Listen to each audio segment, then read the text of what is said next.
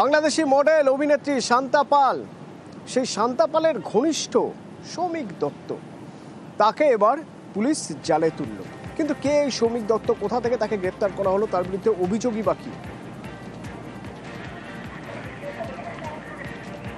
রৌনক রয়েছেন আমার সঙ্গে ফোনে। রৌনক, দেখো, বাংলাদেশি মডেল শান্তা পালকে যখন গ্রেফতার করা হয়েছিল তার কাছে একাধিক পরিচয়পত্র পাওয়া গেছিল এবং প্রথম দিন থেকেই তদন্তকারী আধিকারিকদের কাছে প্রথম প্রশ্ন ছিল যে কারা এই ভুয়ো পরিচয়পত্র তৈরি করে দিয়েছিল, এর পেছনে করে দালাল চক্র কাজ করছিল কিনা। সেখানে সাফল্য নৈহাটি থানার অন্তর্গত অটল বিহারী সরকার রোড থেকে এই সৌমিক দত্তকে পুলিশ গ্রেফতার করে। জানা যাচ্ছে এই ভুয়ো নথিপত্র এই সৌমিক দত্তর হাত থেকেই তৈরি হয়েছিল এবং তিনি সাহায্য করেছিল। সেক্ষেত্রে শুধু কি তিনি একা নাকি এর পেছনে একটা বড় চক্র কাজ করছে, যারা এরম ধরনের বাইরের দেশের নাগরিকদের ভারতের পরিচয়পত্র ভুয়োভাবে তৈরি করে দেয়, গোটা বিষয়টি তদন্ত করে দেখা হচ্ছে এবং ইতিমধ্যে তাকে গ্রেফতার করা হয়েছে। আদালতে পেশ করে নিজেদের হেফাজতের জন্য চাইবে লালবাজারের গুন্ডা দমন শাখা। অতল, ধন্যবাদ।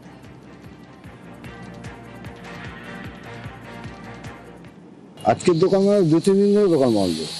হ্যাঁ, কালকেও বন্ধ ছিল, পরশু দিনও বন্ধ ছিল। কি করতে দোকানে জেরক্স হয়, আমরা সেটাই জানি। জেরক্স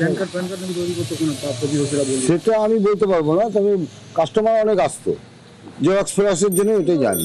কম দাম, হ্যাঁ, জেরক্সের রেটটা কম আছে, 1 টাকা রেট বলে অনেকেই আসে। প্যান কার্ড, আধার কার্ড বানাতো সবকিছু বানাতে মানে 2-1টা কাস্টমার আছে। এই সমস্ত এই আধার কার্ড, প্যান কার্ড এগুলো করে, কিন্তু আজও করেছে কি কে করেছে সেটা আমি বলতে পারবো না, কিন্তু কাস্টমার আছে। দোকান নিয়েছে আমার পাড়ারই তো ছেলে। কি করে দোকানে? কিসের দোকান? জেরক্স, এই তো জেরক্সের দোকান। জেরক্সের আড়ালে অন্য কিছু না, জানলে তো আমি বারণ করে দিতাম, মাথা খারাপ নাকি?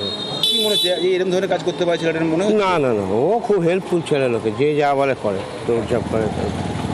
হসপিটাল টসপিটাল যেতে বললে দৌড়বে, সেটা আমরা জানবো করে। পুলিশ কেন নিয়ে গেল, কী জন্য নিয়ে গেল একটা ভালো ছেলেকে? তা তো কন্ট্যাক্টে 2 বছর করে কন্ট্যাক্ট, এবারে বাড়িয়েছে, বলেছে এবারে না ভাড়া দিতে পারলে আর রাখবো না। রাত আনুমানিক 1টা কলকাতা পুলিশ এসে তাকে নিয়ে গেছে। ছেলেটার ব্যবসা মনে হয় আধার কার্ড, মানে যে কোনো জেরক্সের ব্যবসা, কোনো একটা কার্ড কিছু একটা হয়েছে, এই নিয়ে কলকাতা পুলিশ তাকে নিয়ে গেছে। অভিযোগ কী আছে সেটা পুলিশ বলতে পারবে, সেটা আমি বলতে পারবো না। কলকাতা পুলিশ এসে নিয়ে গেছে, বিষয়টা তারাই বলতে পারবে যে কী কারণে নিয়েছে, এই বিষয়ে আমার বিস্তারিত জানা নেই।